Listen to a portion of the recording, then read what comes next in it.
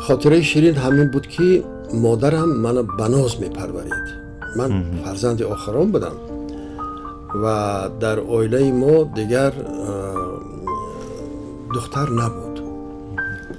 مادرم انتظار بود که من شاید دختر تولد شوم و از مادرم افسوسم میخورد، ولی اینقدر محبت داشت و من. مادرم بیمار بود، بیمار وزنین بود. با وجود همه این من تولد شدم و اینقدر با محبت و با مهر من پرورش میکرد که اکنون دیگر رو میگم از من دیگر ارکتر در این خاندان نبود.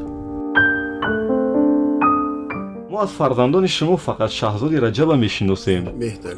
من میخوام فهمم از دیگر فرزندا بگید کی هستند، کجا کار میکنند؟ فرزند اولی من دختر است، منیژه نام دارد. حاضر در کتابخانه ملی کار میکنند به حیث کتابدار. خب اونجا همه کتاب دارند دیگه. بله. خب بعدی وای فرزند دیگری منوچهر نام دارد. اون کس همین مهمانایی که از خارج کشور می آیند اونا را من انیق نمیدونم موافقی سپارش راهبریت همون مؤسسه‌ای که اون کس کار میکنن اونا را میگردانند. از طرف آن می آیند، از طرف یونسکو می آیند، اینا میبرن و در این مدت وظیفه راهنما و گیدم شده است. بله. باز کی است؟ بعد شاهزاد است. شاهزاد. بعد شاهزاد پسر خردی من مسرور است. مسرور چی کار میکند که؟ در وزارت کارهای خارجی کار میکنه. هست که در عالم تئاتری میگن که حاضر تو در تئاتر اومدی خودت برای نشان دادن نامدی.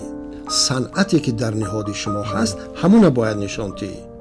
این هم حرف استانیسلاوسکی را به یاد می‌آورد. خودت любить искусство в себе, а не себя в искусстве. در اون مصاحبه‌تون گفته بودید که دانشجویی میگذشتید، میگفتید چی میشد اونجا خونه؟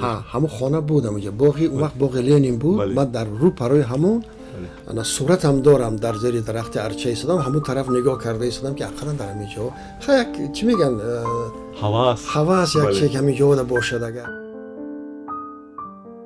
آخران بار پارسال ماه اوگوست بود. گفتگو میکنید باش؟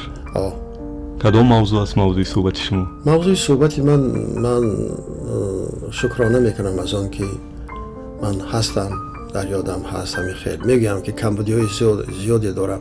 ما گوری مادری من، بابام مفتی، پدرم، خالم، دو تا خواهری که پیش از ما تولد شده بودن، اونها در 13 سالگیشان گذشتن. برادری کلانیم. خب ما در عروس هم همه ما در قبرستان ما منزل علاهیده داریم. همونجا که رفتم دیگر همشان همونجا هستن. اینا در وقتش پدرم همین خیلی وای کردگی بود. بعد منم فهمیدم همین فکر به من معقول آمد و حاضرم اونجا هستم و گرد شیخ خیلی وای کردگی 20 سانتی متر از زمین برداشتیم، سنگفتی برداشتیم، یک حولیچه برنده همشان همونجا هستن. شاید این سوال شما را ناراحت کند، بخشش میپرسم. میخوایی چی؟ یک سوال بعدی دارم که برای خودتون جا هست اونجا یا نه؟ خودتون هست. من گفتگیم که اگر امکانیت باشد یک جا برای من نگاه دار. برادرم هم گذاشتن همونجا بردیم. برادری من شما ناز میشناسید، قیمت الله رجب، که سالهای سال در رادیو زوکر ایسیار شده کار میکردن، در تلویزیون بودن، در رادیو بودن. برادرم هم همونجا بردم.